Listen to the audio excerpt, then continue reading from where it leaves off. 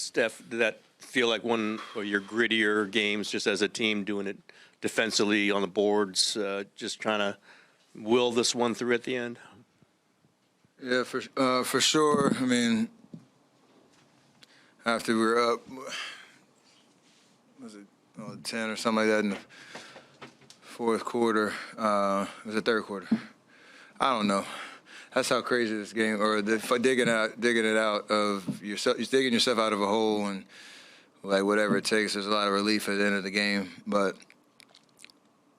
unbelievable performance. Will Richard coming off of an extended time, not in the rotation, the way that he played, not just his scoring, but just his presence all over the floor. GP defensively, BP big rebound at the end of the game. Trace getting extended time. So, Gee, fourth quarter, just getting his number called and being ready. It's not ideal. You want to, continue to find that consistency, but the idea of, everybody being ready to play is huge because you're still, in a fight to get some momentum this year. How would you describe the emotions, facing an early deficit and then Draymond gets tossed, knowing that you're going to have to play the rest of the game without him? Yeah, it's tough because we were energized at the beginning of the game knowing this is a good opportunity to bounce back. It was a weird, choppy, physical game in the first quarter and spilled into the second. I think it woke us up because we knew without him we were going to have to play even, tougher, dig deeper down the rotation. I think everybody was kind of on alert and try to have his back. Along those lines, Steph, what was the discussion like at halftime, just on keeping the poise and without Draymond, just everybody doing a little bit more? Honestly, it wasn't that much talk other than normal, like X's and O's, just the idea of what we saw out there on the court in terms of adjustments on their pick and roll, which beat us a lot in the first half, and then our organization on offense. They still played a lot of pressure, on the ball defense, and we struggled at times with it. And got bailed out by a couple, Jimmy buckets and some loose ball plays. So we can be even better. We all know that. But like to the point of just resiliency coming out of halftime and digging deep and giving ourselves a lead where you can withstand a small run by them and still have control of the game. That's been the difference, most nights. How important does this just kind of stretch of games coming up feel like for you guys, especially as you try to, make a move here a little bit? It's important because it's the now. I think we've had a couple of those little windows where you can look at either a homestand or 3 games in 12 days or something like that. However you frame it, it's, between now and All-Star break is kind of like the moving window of the season where you position yourself either on a run to, look ahead in the standings or be in a more, or even worse situation where you're looking behind you. So I think we understand that. We don't want to look too far ahead, though, and just focus on Orlando and what we need to do to beat that team. I like that idea of just taking it one game at a time because we don't have any other choice with the way that we've been playing.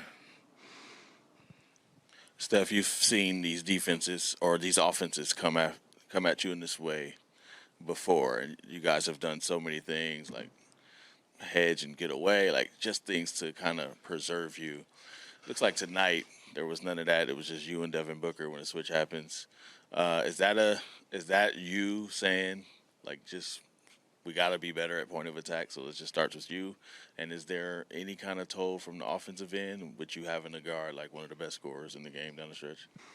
No, I'm used to it, and you give up a little bit of size. Yeah, my goal is to not give up any blowbys, and if they want to, he's an unbelievable scorer, so, but you make him work, so that 38, he feels it too, which is kind of crazy to say because it's 38, but it's, if I'm in those, situations, just make him, take 2 or 3 dribbles, a tough 2, we'll be able to live with that. There was only, I think, one time I fouled him and gave him an and one, which slows the game down. But if he's scoring in the mid-range and you're making him work for it, that plays in our hands because we can keep the game moving. It does take a toll offensively because you're working, but I like the challenge because it kind of reminds you of like playoff type, experiences where you got to really do both for however long you're out there at a really high level, and there's no shortcuts around it. You got to take the challenge.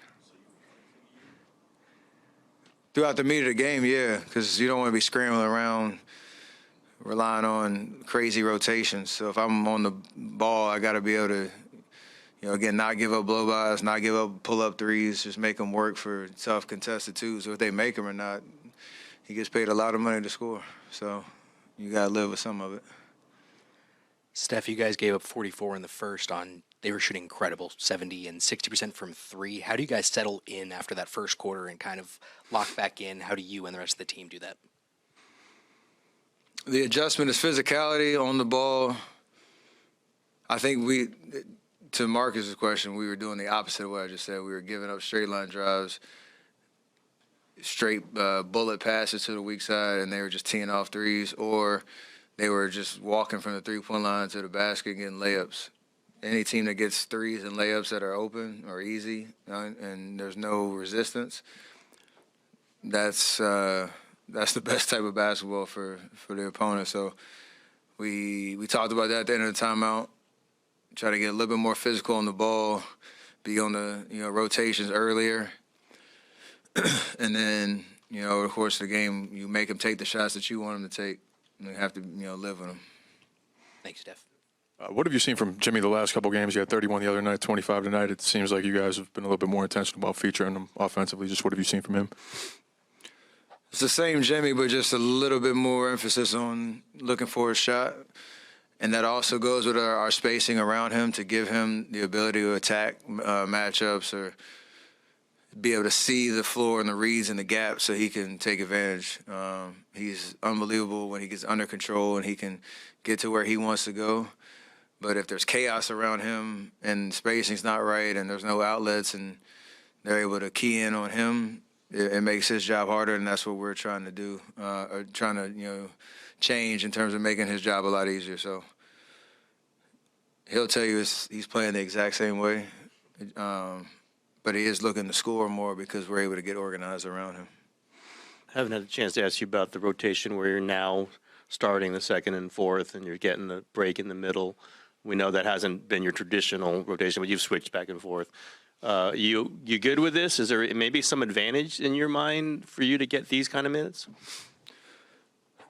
We've had this probably 6 or 7 times since Steve's been our coach, 6 or 7 different years where certain points of the season you switch it up because the numbers say you kind of need to have a different look in terms of rotation. So it's a conversation, and whatever it is, as long as I'm not surprised in game and I know, where my runs are, I can get my mind ready for whatever.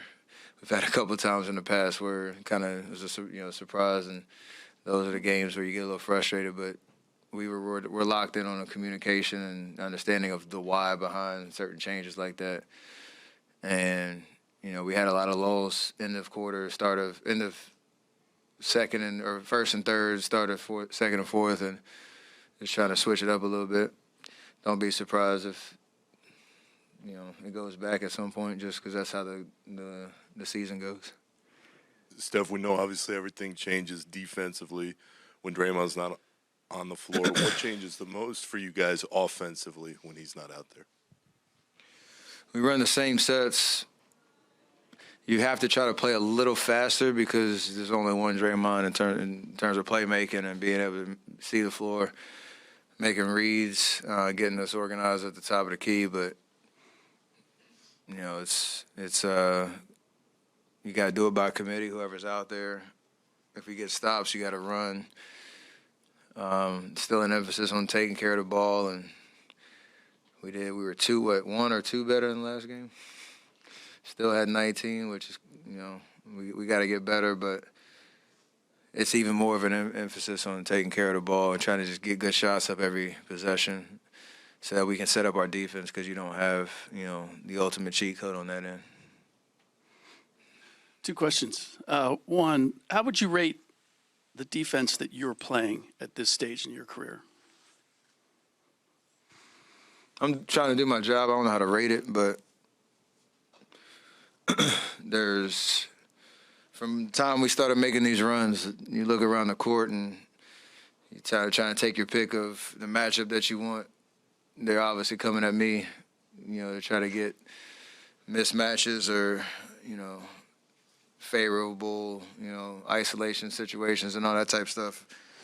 I do love that challenge because I'm able to use my brain a lot more, being in the right spot, knowing I don't have to run around crazy because I can be one step ahead in my positioning so that, you're able to, cut drives off. And, again, it's just 2 or 3 dribbles. Can you make them change direction and take a tough 2? It's the NBA. Got to score, so it's going to happen. But as long as I can do that and I can help my teammates and then they can help me, if there is, a tough drive to the lane, you got somebody pulling over. So it's all gamesmanship at the end of the day, and you got to be able to, step up to those possessions and do your job. The second one, you had, when you were taking the last 2 free throws, you had this little smile on your face. And I don't know if it was something you were thinking or it was something that somebody said. No, that's more mental warfare for me to just enjoy the moment. If anybody tells you at any stage of the career, I don't care how many free throws you've made, when you need 2 of them, you do get nervous. So the smile is more to kind of embrace the moment and enjoy it instead of overthinking or worrying about mechanics or anything. So I've been doing that a lot lately, like last couple years. Just playing mind games with myself and enjoying the moment.